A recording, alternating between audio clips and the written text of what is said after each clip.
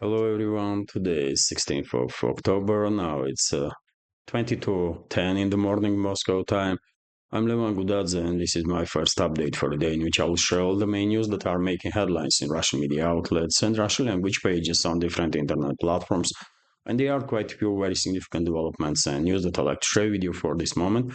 Although before I start, let me make a little announcement about programming.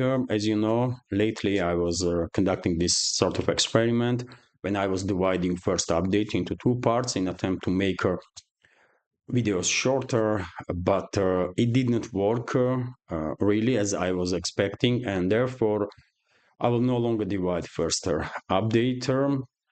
Sometime it will be 30 minutes, sometimes maybe 45 or 1 hour, but after all, it is always possible to pause the video and watch it later on. My goal is to create a content as informative as I possibly can, um, and so from now on, I will have a first update in usual time in the first half of the day. And second news update with all the additional news in media here in Russia towards the evening on my Patreon and Boosty pages. I'm not sure about headlines. Probably I will no longer make headlines also. But let's see. Let's see. This is announcement, and well, now let's talk about news. And first of all, I want to share with you this report from TASS News Agency that Ukrainian public figure, politician, and the journalist in exile, Anatoly Shary, and he's living in Spain. Dear friends, don't think he is some sort of a pro-Russian individual. He is not.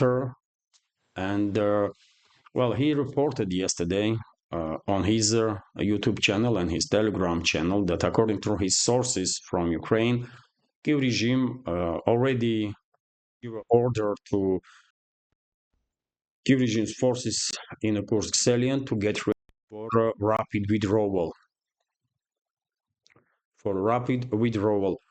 Shari didn't specify reasoning behind this decision of the Kiev regime or the time when Kiev regime plans to withdraw its forces from Kursk salient area, which is temporarily occupied by NATO mercenaries and Kiev troops. But he was very clear that orders already been sent to the units that are now in the Kursk salient area to be ready to withdraw from the region. Interesting developments.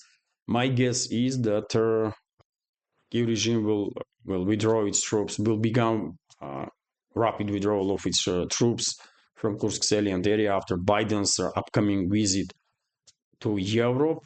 And as you know, Biden is planning to have a meeting with the German Chancellor Scholz, French President Macron, and British Prime Minister Starmer this week.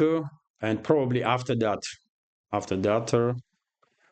we will see withdrawal of the Kiev regime's forces from Kursk salient. Although theoretically it is also possible that today, while Zelensky will present his so-called victory plan to Ukraine's so-called parliament, or rather, he may make such an announcement that he will say probably that in that case that well, this invasion into Russia was a victory and demonstrated this and that and all sorts of nonsense. And maybe he will announce that well, Kiev regimes, these forces are beginning to withdraw from this area. Although I still think most likely we will see beginning of the end of this invasion into Kursk region and rapid withdrawal of the Kiev regime's forces next week. Possibly, if Anatoly Shary's information is correct, and he proved many times that he clearly has sources in Ukraine, well-informed sources. Also, dear friends, we have a Vzglyad newspaper. The report that the Kiev regime is conducting forceful evacuation from Kupiansk city and surrounding areas. Seems like locals are not really keen to flee their homes. They are waiting for Russian liberators, I will say. And the Kiev regimes don't want videos to start circulate on internet when local people are meeting Russian soldiers with their, with the tears on their eyes, with the flowers, with the happiness, and treating Russian troops as liberators, and therefore they want to remove all locals that didn't evacuated until now from the area. There are videos on internet where when in which you can see these criminals of the regime are driving around Kupiansk and some other settlements in vicinity of this town, and they're looking for locals to basically force them out. Uh, and information is quite interesting. Information is quite interesting and demonstrates attitude of the local population in the central, northern, southern parts of this former Soviet Republic towards Russia. And of course, one more point is that, of course, Kiev regime is afraid that locals will provide Russian troops with their sensitive information during the final push to liberate Kupiansk. And that could be one more reason why they want all locals out, because, of course, they don't care about lives of these people. They never did, right? They have some other calculations. RIA Novosti is reporting that after Russian long-range precise striker on military factory in Nikolaev, this factory stopped working, and this is the video of Russian strikes. So as you can see, Russian armed forces with Iskander missiles conducted precise strike on this factory where armored vehicles were maintained. And according to some reports that I see, a significant number of tanks and military equipment was destroyed during this strike on Nikolaev factory. 5 Iskander missiles were launched towards this plant, and the strike was precise, as you can see in the video. Also, we have RT's report here that a new command is a game changer for Ukraine, according to NATO chief. So NATO is creating new command centers specifically for to support Kiev regime. And let's go through this news now. A new NATO command center specifically tasked with coordinating Western military aid to Ukraine will help Kiev to the scales on the battlefield against Russia. The bloc's new chief, Mark Rutte, has claimed. Rutte, who took over as a NATO Secretary General earlier this month after serving as a Prime Minister of Netherlands for more than a decade, made remarks during his visit to the NATO Security Assistance and Training Ukraine command base in Wiesbaden, Germany. He was accompanied by American General Christopher Cavoli, who is NATO's Supreme Allied Commander in Europe, as well as other senior officials. The NATO chief also met with the German Defense Minister Boris Pistorius and talked with the troops, praising their work. The new command, Rutte claimed, would make a real difference for Ukraine on the battlefield and for our own security, according to this idiot Rutte.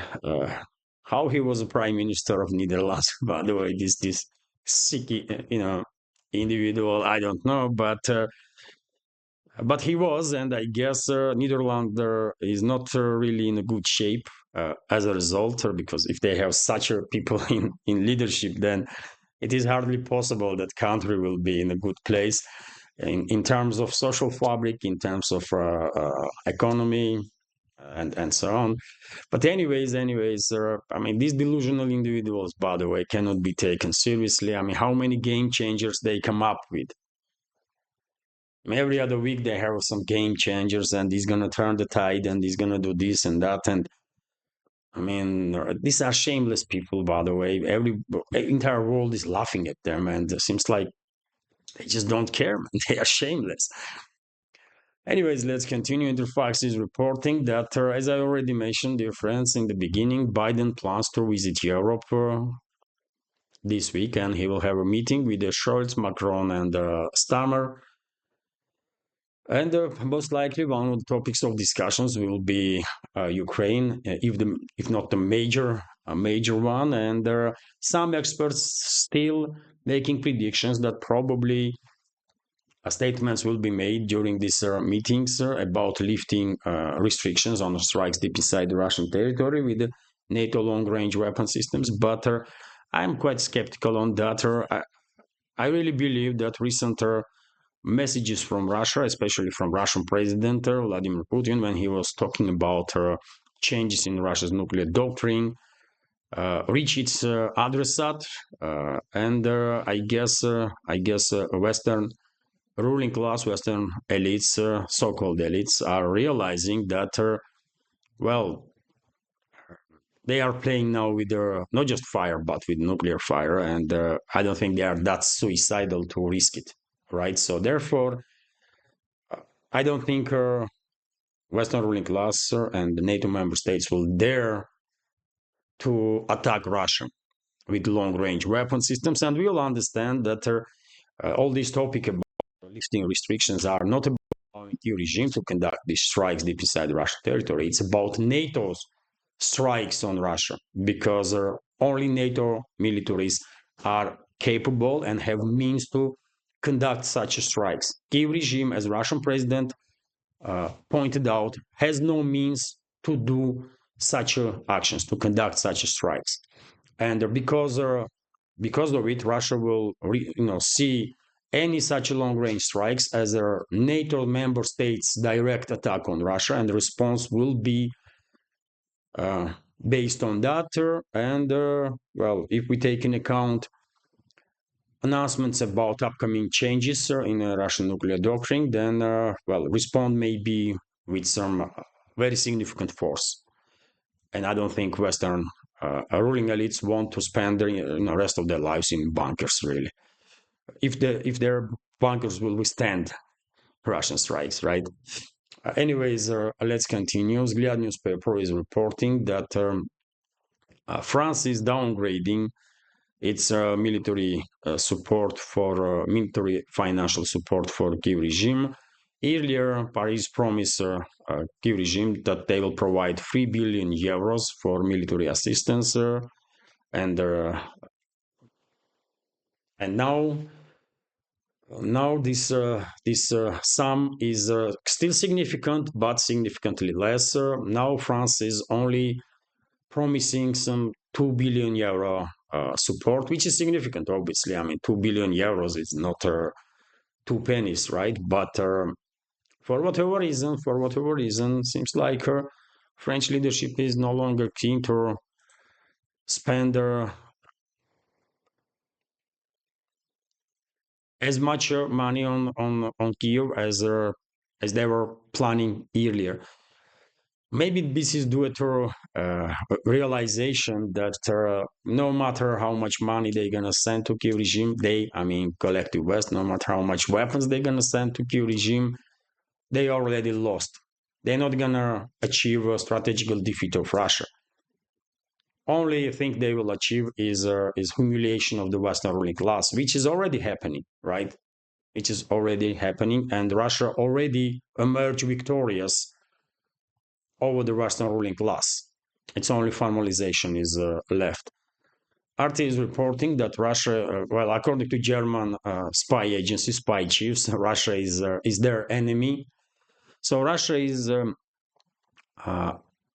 obsessed with Germany and is seeking to undermine its unity through disinformation, influence operations, and sabotage. The heads of German intelligence agencies have claimed, asking lawmakers for more power and funding. Of course, it's always, I mean, they say Russia first and then give us more money and more, resources. This game is old as I don't know, man.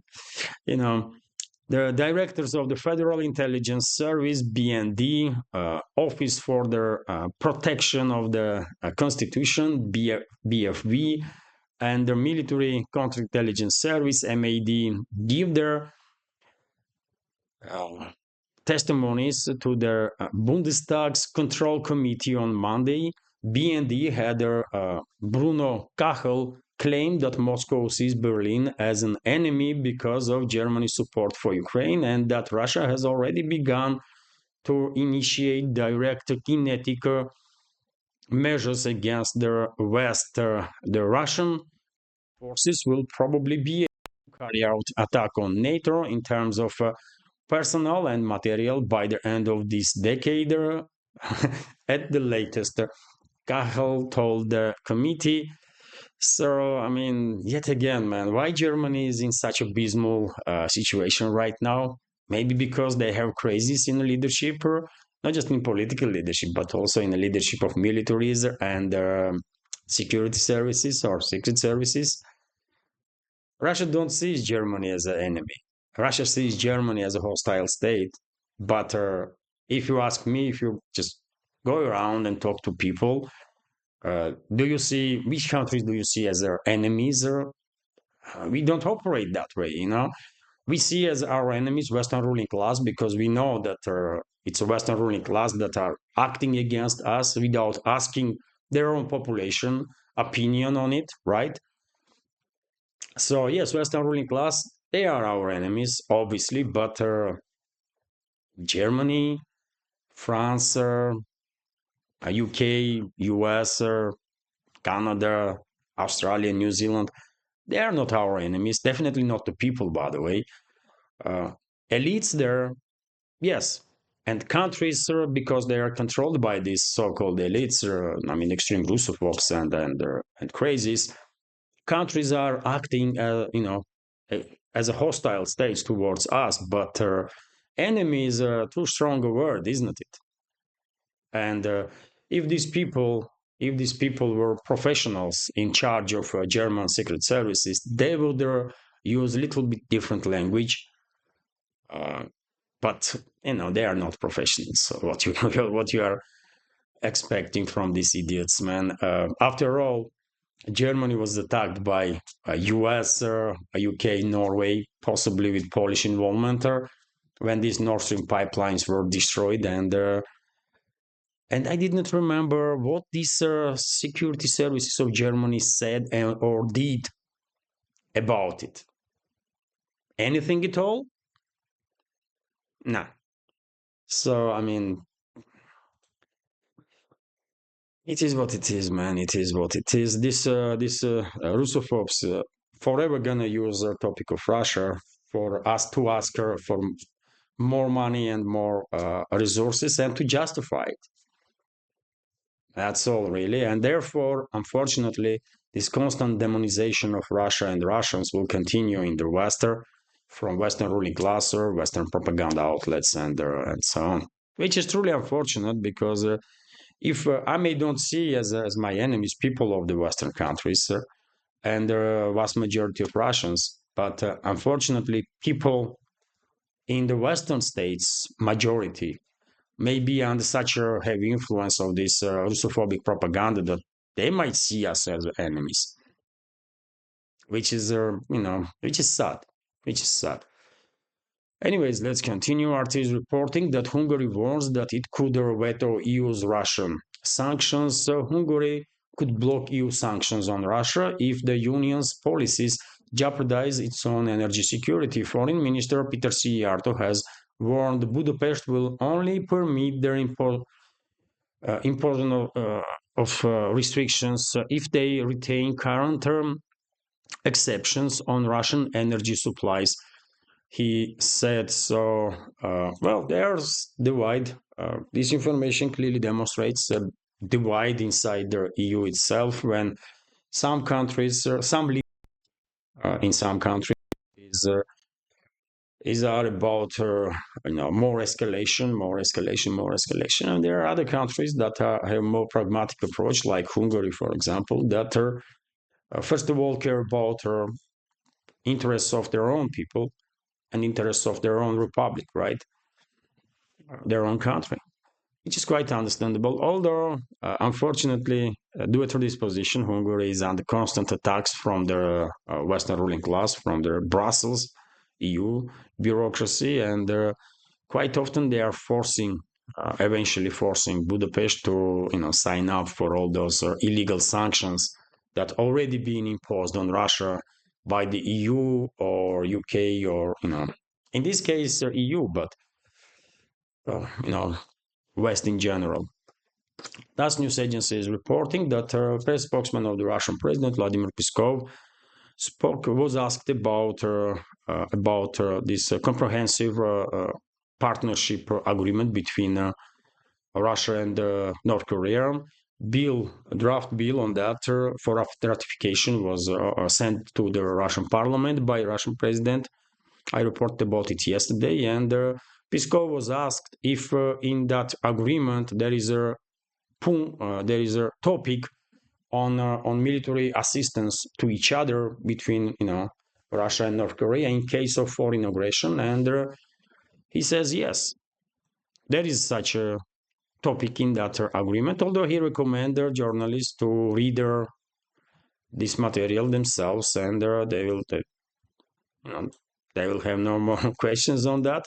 Let's translate at least this sentence. So the strategic partnership agreement between Russia and DPRK includes provision on the mutual defense in the event of attack from outside, and provides for in-depth security cooperation. This was confirmed at the briefing by the press secretary of the president of the Russian Federation, Dmitry Peskov, answering a question from the TASS. So yes, in case of foreign aggression, once this document is ratified by Russian parliament and the parliament in North Korea, if any of these countries are under foreign attack, then both countries have not just rights but obligations to basically provide all the necessary military assistance that they can.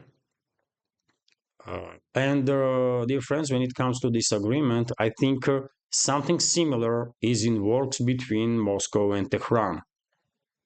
Something similar is in works between Moscow and Tehran, and that will be big, obviously. And if Russia and Iran will sign such an agreement, I think that may be best security guarantees for the region that they can be, because I doubt that Western ruling class and their assets in the Middle East will dare to attack Iran if Iran has a bilateral mutual defense agreement with Russia. So let's see. But well, if some members of our community were interested, if this agreement between Russia and North Korea was including mutual support of each other in case of foreign aggression, then yes, answer is yes. RT is also reporting that EU admits it found no Russian election meddling. Strange news, dear friends. Now, to hear from the West, usually Russia is involved in everything, not just elections, but everything. If there is some accident on roads, it's Russia. If it's too much rain, it's Russia. If it's too sunny day, it's Russia. It's always Russia, right? Russia.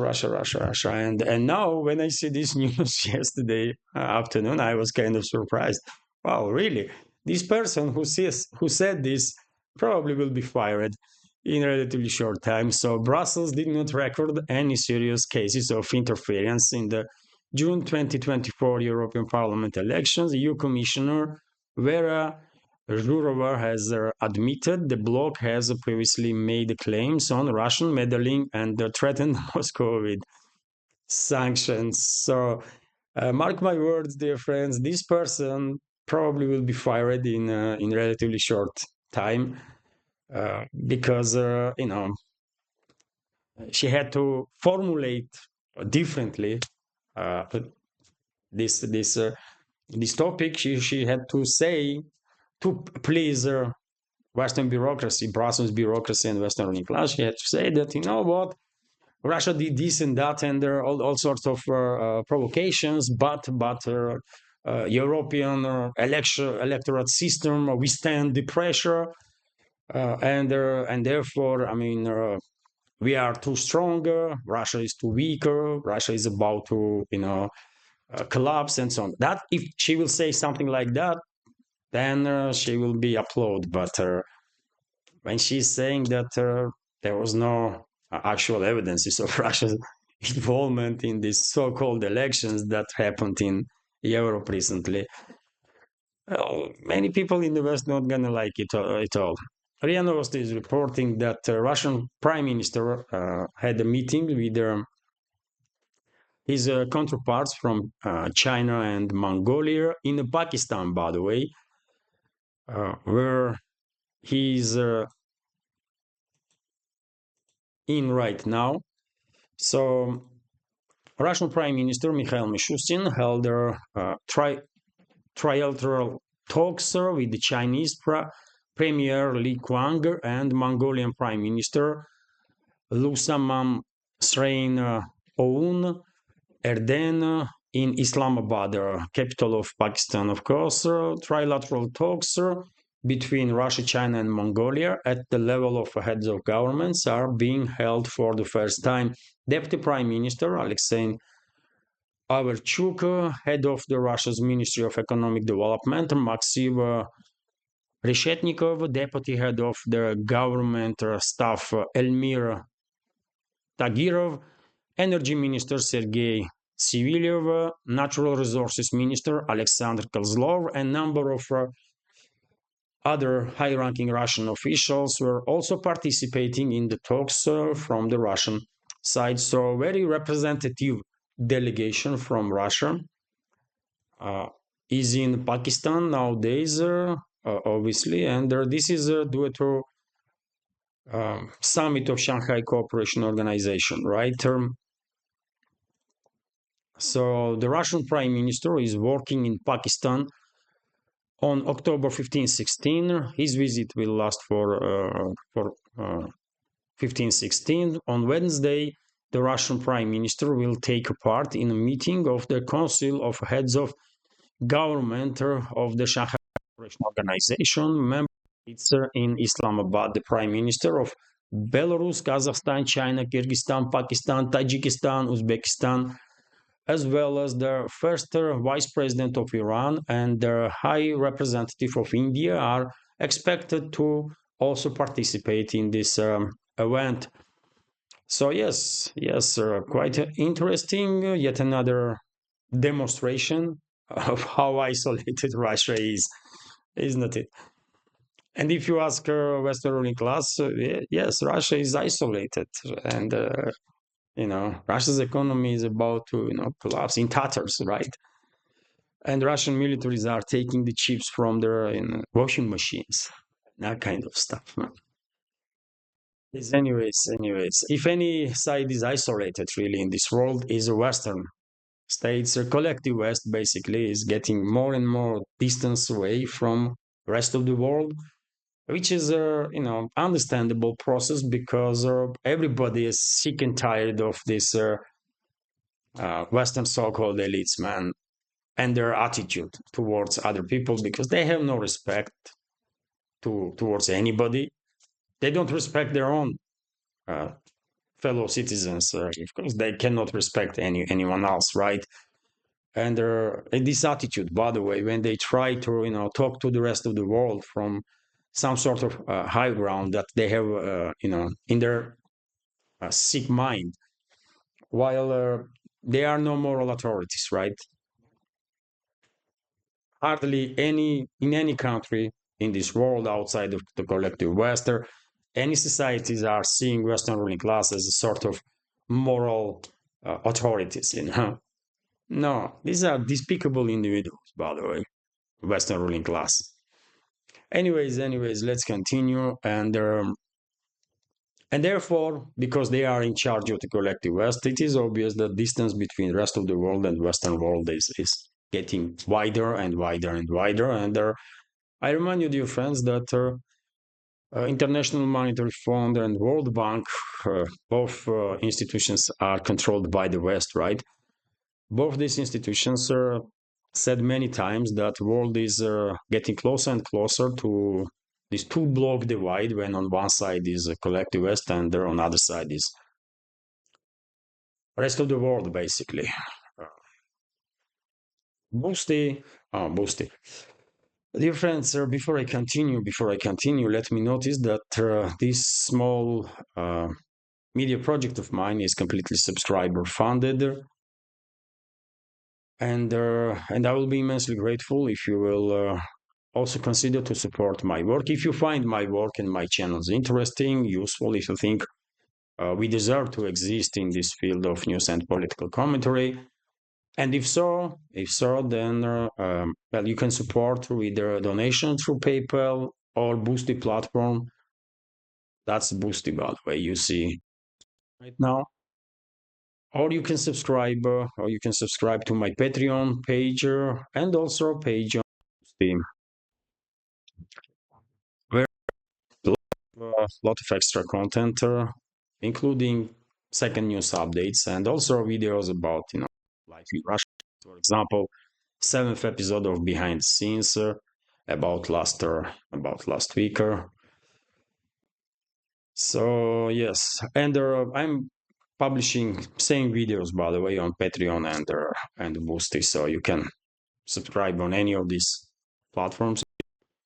You want to support in the long terms, links are on this video in the description box and in the pinned comment. And also I have this crypto wallet on which I only had like twice donation or 3 times, and quite a while ago. And now I'm thinking maybe this wallet is not working no more, because I'm checking time to time, every other day, and it's okay, it's nothing there. Anyways, let's continue. And now, international block of the news. TASS news agency is reporting that, according to Israeli state-run media CAN, it is Israeli state-run media, isn't it?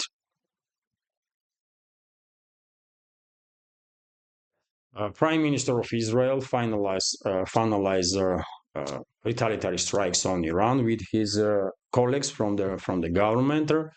And as I reported earlier, dear friends, there are reports in the media that Netanyahu's government informed the US that in their retaliatory strike on Iran, nuclear facilities would not be targeted. It will be better if Israel will not escalate anymore, because Iran was very direct that in any if Israel conducts any sort of attacks on Iran, Iran will retaliate on that, and this tit for tat might lead to regional war. And my hope is that sides will manage to de-escalate, but is it realistic that we will see a de-escalation in any time soon? No. Unfortunately, TASS news agency is also reporting that Israel experiencing shortages of missiles for air defense systems. This was reported by Financial Times, by Western media also, and not surprisingly so, because well, tens of thousands of rockets were launched by Israel, isn't it, to intercept incoming rockets from Gaza, from Lebanon, and I don't think Israel or even US has enough manufacturing capabilities to keep up with such a high level of demand on these missiles. So therefore, I'm not at all surprised that, according to Financial Times, Israel is experiencing now severe shortages of interceptor missiles. RT is reporting that Spanish leadership is calling to suspend a free trade deal with Israel. So the EU must consider suspending the free trade agreement with Israel, light of alleged human rights abuses by the Jewish state. Spanish Prime Minister Pedro Sanchez said on Monday. Sanchez has already called on the international community to halt arms sales to Israel's, well, for domestic use or for whatever reasons, but more and more high-ranking officials in Europe are criticizing actions of the Israeli leadership nowadays, and these statements are getting stronger and stronger, although it's just statements. For now, we didn't see any real action being taken by Western states, by states of the collective West, to somehow force Netanyahu's government to start de-escalating. But statements, even strong statements, yes, we are hearing more and more often, isn't it? Recently, Macron was somewhat critical. He was calling for arms embargo on Israel. Now, from Spain, we are hearing some stronger messages, but I'm quite sure none of it will be done. I'm quite sure about it that no Western state will do anything really about actions of the Israeli government. They might make 10 times more statements, but statements don't actually make any changes, right? TASS news agency, or rarely make any changes. TASS news agency is reporting that about 1.4 million residents of Gaza Strip are experiencing shortages of their drinking water every day, and you can imagine how devastating life conditions for these people are if they don't even have water, right? These people are starved to death, and the world is unable to do anything about it. This is shame on humanity, by the way. This is just shame on humanity. It is what it is. I mean, uh,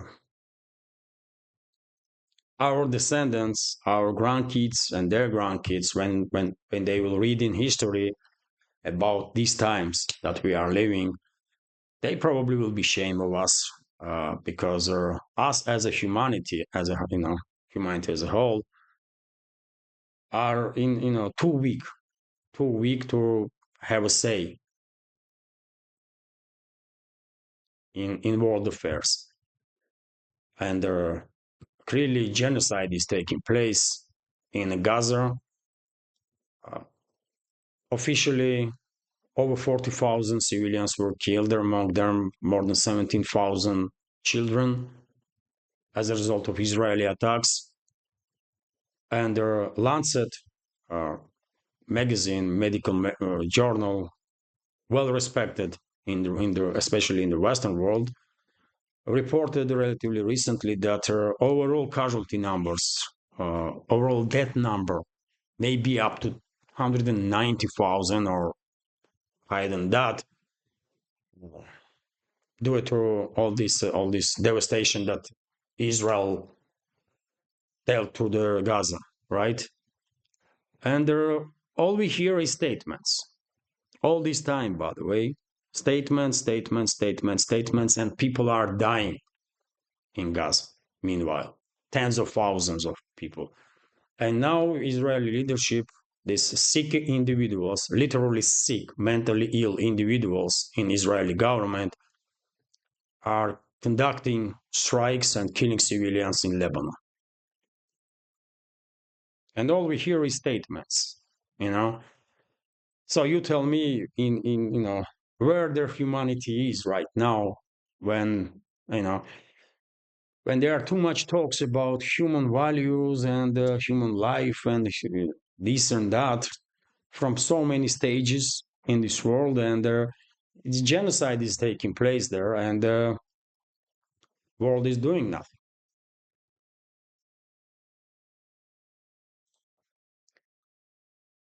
Enost is reporting that well, yet another statement, by the way, what I was talking about. Yet another statement from US that US give ultimatum to Israel. Oh, let's read this news. What ultimatum? Does anybody believe anything that comes out from White House or Washington nowadays? I doubt. The United States will stop supplying weapons to Israel if the humanitarian crisis in the Gaza Strip is not resolved by mid-November, Israeli television Channel 12 reported, citing a letter from the US officials. The United States has sent a clear message to Israel that the humanitarian crisis in the Gaza Strip must be resolved within a month so that an arms embargo is not imposed. Senior US officials, Secretary of the State Antony Blinken and Secretary of Defense Lloyd Austin yesterday handed their Minister Ron Dermer and Yoav Gallant a document setting out these demands. The report said, and well, Lloyd Austin, who said that they will continue to provide the Israeli regime with whatever means are necessary forever. And Antony Blinken is Mossad's asset, by the way. He is Mossad's asset, right? He is the asset of the Israeli secret services. So if you believe that these criminals, Lloyd Austin and Blinken, gonna do anything to stop this genocide and massacre of their innocent people by Israeli forces, I don't know. They're not gonna do nothing, by the way, just the statements, man. And they call this situation humanitarian crisis. It's a genocide. It's not a humanitarian crisis. It's a genocide. It's a crime against humanity. RT is reporting that Prime Minister of Canada, Trudeau, accuses India of supporting criminal activities in Canada. So relationships between India and Canada are deteriorating, are on lowest points since diplomatic relationships were established between the two.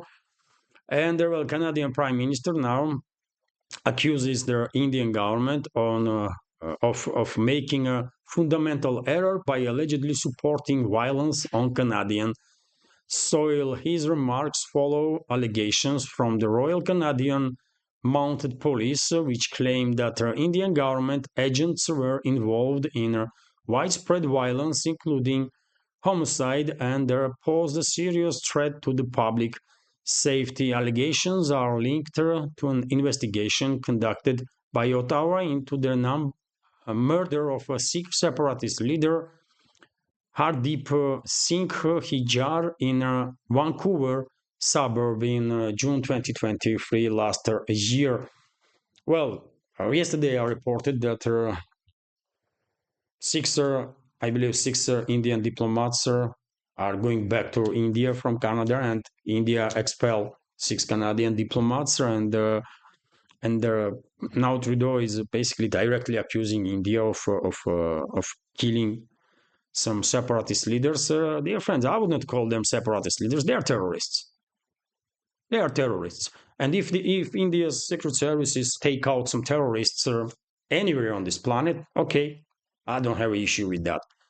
But yet again, India denies all these allegations. But if India's or Russia's or their country's secret services will take out real terrorists anywhere on this planet, well, I'm not going to have too much issues with that. Terrorists should be neutralized, obviously, right?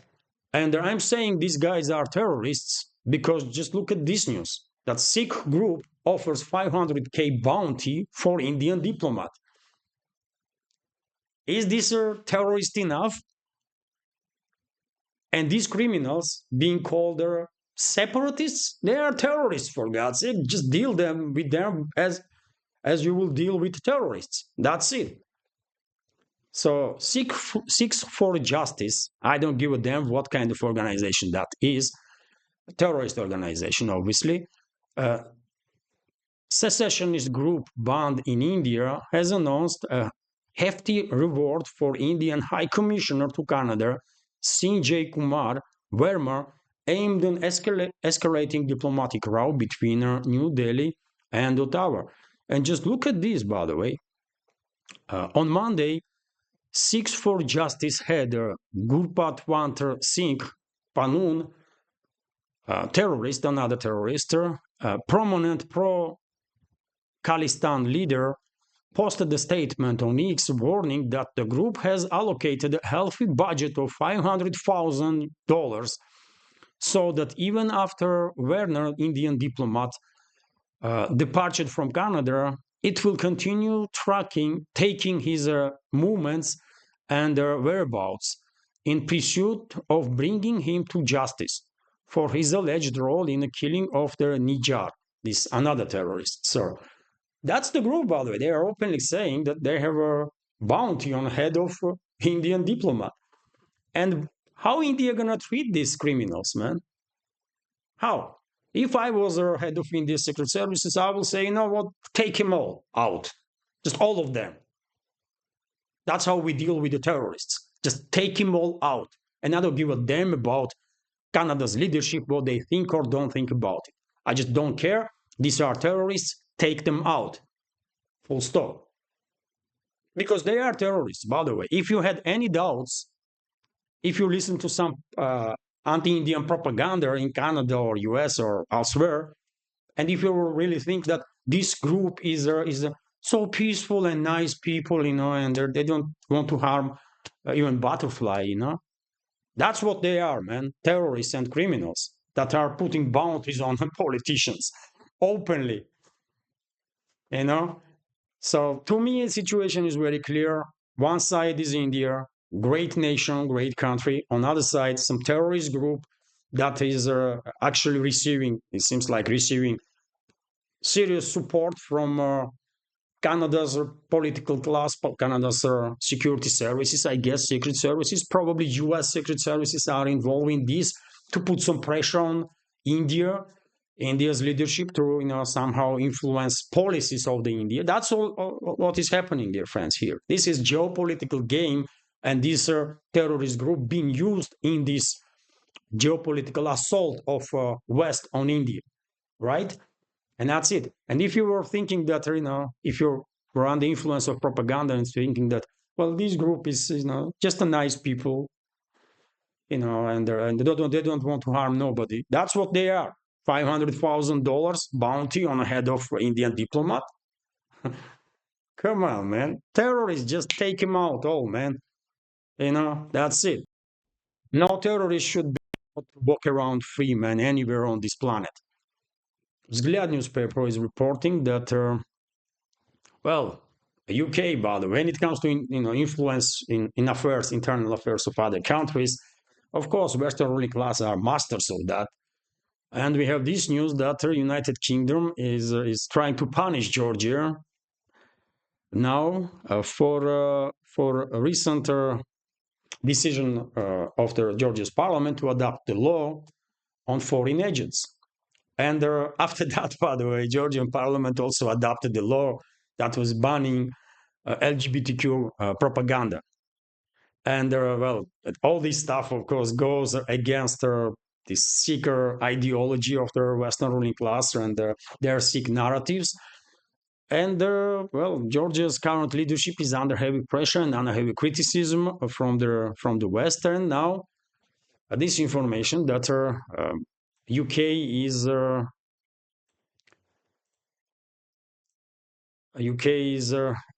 downgrading its relationships with Georgia's government.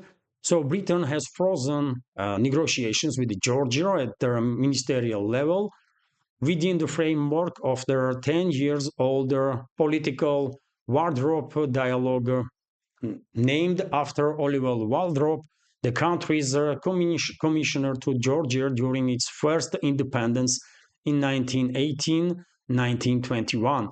That's when the Russian Empire collapsed. Dear friends, Georgia was a part of Russian Empire, and when Empire collapsed due to activities of Bolsheviks and communists and so on, Georgia became independent state. One should keep in mind that Georgia territories of the current Georgia entered Russian Empire separately, not as a united Georgia, but as a separated sort of independent kingdoms, right?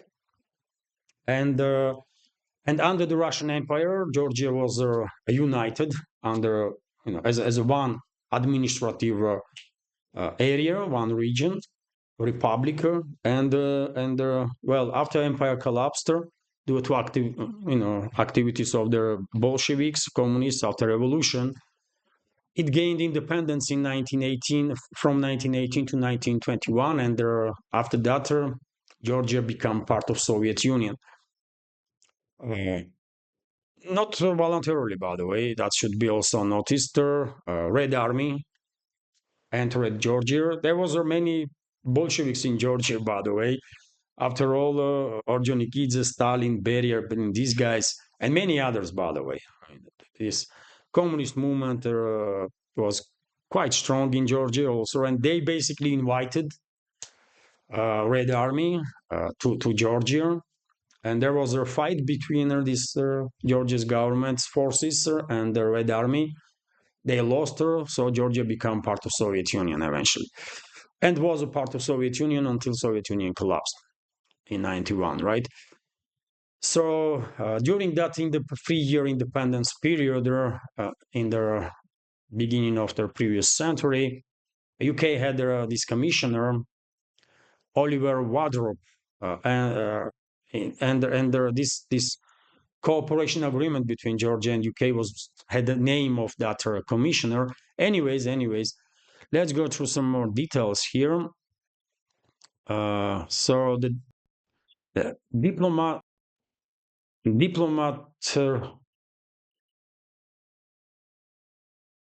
well, ambassador, UK's ambassador in Georgia, Gareth Ward, stated about this, downgrading of their relationships and absence of their negotiations on a ministerial level. Also, this ambassador, so-called ambassador of UK or so-called diplomat of UK in Georgia, told the Interpress news agency, this is Georgian news agency. I used to work there, by the way. I was a leading journalist in Interpress. It was called Interpress at the time. So so this so-called diplomat told the Interpress news agency the British stopped cooperation with the Georgian general staff and decided not to start a new cybersecurity program also. So there will be no more cooperation on a ministerial level and no more cooperation between the militaries, I guess.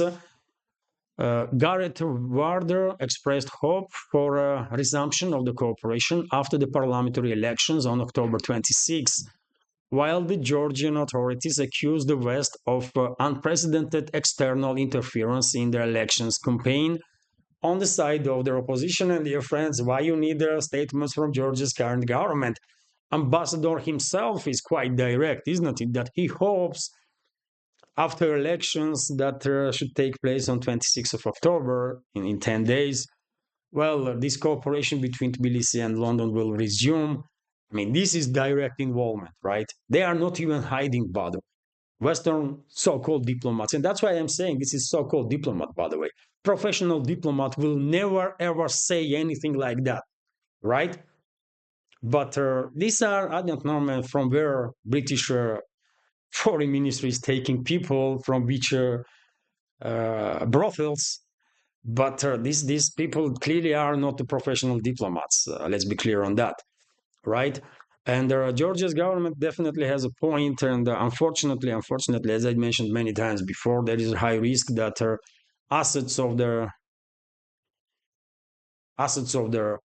Western assets of the West in Georgia will try to destabilize country and conduct regime change and then sacrifice Georgia as a sort of second front against Russia on the orders of the Western ruling class. And I really hope Georgian society will stay stronger. Georgia's security services, army will stay out of politics, and Georgian government will stay united to overcome all the provocations, all the obstacles that inevitably will be created by the Western ruling class, Western secret services, and their assets in a country in next several weeks. Maybe longer. This process of destabilization may last several months, also maybe. So Georgia is entering very, very dangerous period of his history, and I really hope it will overcome all their obstacles, because this republic had enough trouble since their independence. This republic, people of the Georgia, uh, and Georgia is a multi-ethnic, multicultural society, by the way. So people of Georgia went through very, very hard times due to mistakes and crimes that was committed by different governments, past Georgian governments, because of their crazy policies. And I hope Georgia will withstand this pressure. You can understand me. I was born in Georgia. I raised in Georgia. I worked in Georgia uh, for many years, not as a journalist, and I don't want anything bad to happen to Georgia. And now, first time, by the way, first time in a long time, Georgia has a government under leadership of this Georgian Dream Party that managed to keep country safe without any conflicts, right? Without any conflicts, internal uh, or else, right? And I hope it will stay this way. Georgia needs peace and prosperity, not the confrontations, not the regime changes and all that kind of nonsense that Western ruling class is using to destabilize countries and then sacrifice them. So yes, that's UK, by the way, for you. UK's current leadership, they are not even hiding that they are preparing, they are intervening in Georgia's internal affairs and are on side of the so-called opposition that is controlled by the West, right? And they want basically to do this regime change and then sacrifice Georgia as a sort of second front, like they sacrifice hundreds of thousands of Ukrainians, by the way, and Ukraine itself, millions of Ukrainians actually. Interfax news agency is reporting that Rosatom being chosen to build a nuclear power station in Uzbekistan. So great news for Rosatom, great news for Russian nuclear uh, uh, sector. Um, Another nuclear power plant will be built by Russia. RT is also reporting that Emirates flags serious talks with Boeing.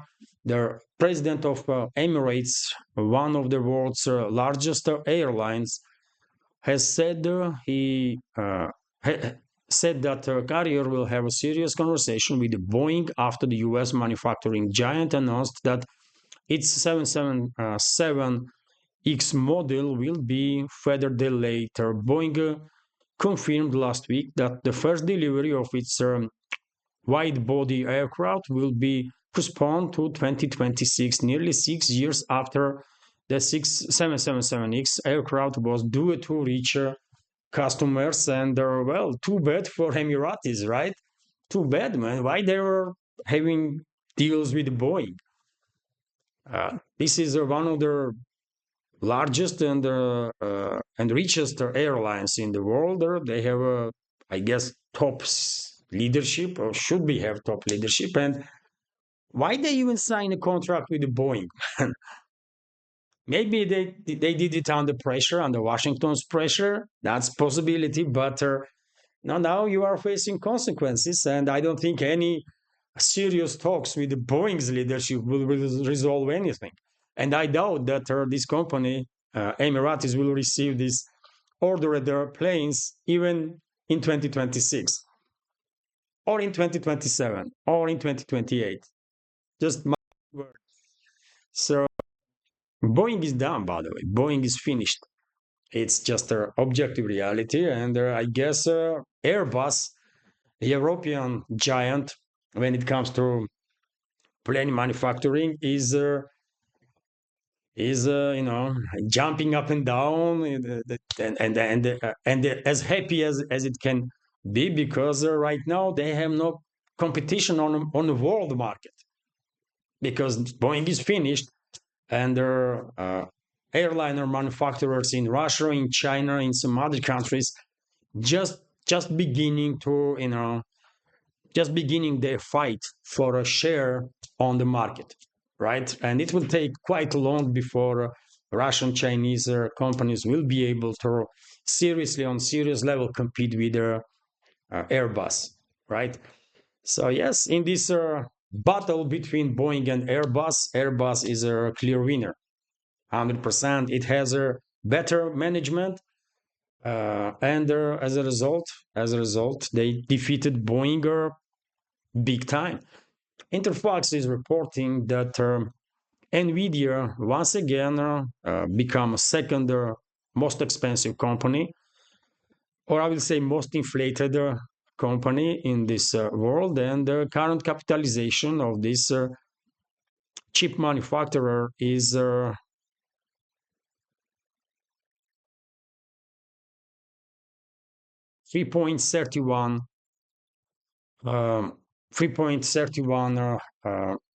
trillion dollars. $3.31 trillion, by the way, for a chip manufacturing company. Well, this information clearly demonstrates several things to me personally. One is dollar is losing its value big time, by the way. I mean, nowadays, trillions being played left and right like it's nothing. It clearly demonstrates deflationary processes that dollar is undergoing. Maybe even if it's not as noticeable uh, for uh, for for for us, for ordinary people, as one may expect. But clearly, there is a deflation of the dollar. Dollar is losing value big time. And the other point that I'm noticing is that well, these companies truly are hyper inflated, by the way. Not just inflated, but hyper inflated. There is no way Nvidia really costs 3.3 trillion and more. It's just total nonsense. One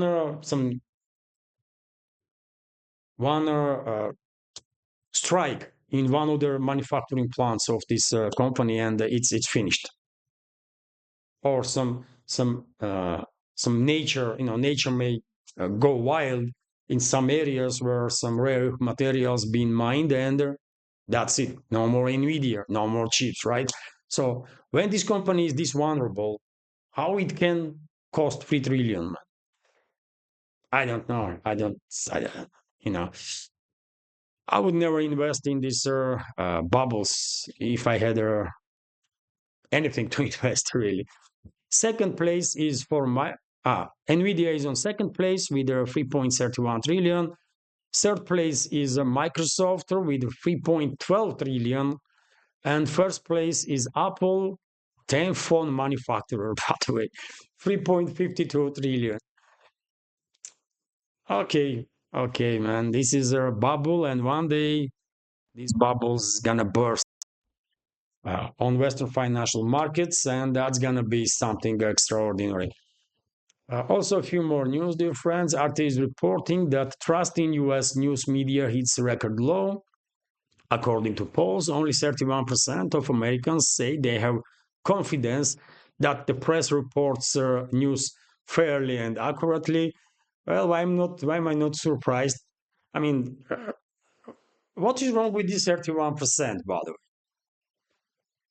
How they can how they can think that MSM is reporting anything truthfully and accurately? I mean, how? But okay, okay. I mean, people, we all are different, isn't it? And this 31% probably are too lazy to do some research on any topic, and they will find out straight away that MSM is lying. But okay, another 69% is critical of MSM, right? Which is quite significant. Which is quite significant, and definitely alternative media play its role in this, isn't it? and independent journalists. And well, I applaud to them. There are so many greater names, great channels, by the way, that are providing us, the world community, with their truthful, honest reporting, and it's them that basically create this situation when people have alternative sources of information and they are no longer solely uh, dependent on MSM to receive some news about whatever is happening in this world. So yes, I mean 31%, still high number, by the way. I don't get it how these people can trust CNN or MSNBC or that kind of crap, by the way, BBC and this Deutsche Welle. But anyways, 69% is critical, which is quite a lot. And more questions hopefully will be asked. And I hope as a result, Western over time, it will not happen in a day or two, obviously, but I hope over time, Western states, including US, will have better elites, more professional elites that will no longer make US sort of, main threat for the for this world, right? As it is right now, because look how US is acting, by the way, decade after decade after decade, especially last 3 4 decades, man. It's US or collective West in general, NATO. So if they will have sometime in the future proper leadership, proper elites, hopefully they will, this divide in the world between collective West and the rest of the world will stop, and sides will get united. I don't know. And finally, I will, as you know, I was reporting about this ordeal with U.S. astronauts and Russian cosmonaut in International Space Station. 3 times they descend on a Crew Dragon spacecraft was postponed, and now reports are coming in that maybe Crew Dragon will undock ISS for 18th of on 18th of October. Maybe, let's see. But in any ways, these people, I mean, astronauts, U.S. astronauts and Russian cosmonauts, they are in ISS, and ISS is huge, quite huge, really. It's like, you know, stadium in volume. It's a bigger, big stuff. So they will find what to do on ISS, even if their mission, primary mission, has already ended and they all conducted all the experiments and whatever they were doing in the space. So yes, maybe on 18th of October, Crew Dragon will come back to Earth, and the three US astronauts and 1 Russian cosmonauts on it. This is it for now. How long is this update? Quite long update, but hopefully you will find it informative, interesting, useful, entertaining. That will be great. And if so, please click that like button, leave some commentary just about anything, and share information about my channel with your friends on any of the platforms. Excuse me. On any of the platforms on internet or in real life. And if you like my work, if you like my channels and want to support, you can do it, as I already said, through donations or by subscribing to my Patreon page. All the links under this video in the description box and in the pinned comment. This is it for now. Have a great day. And as I said, dear friends, today's second update will be later on towards the evening on my Patreon and Boosty pages. Bye for now.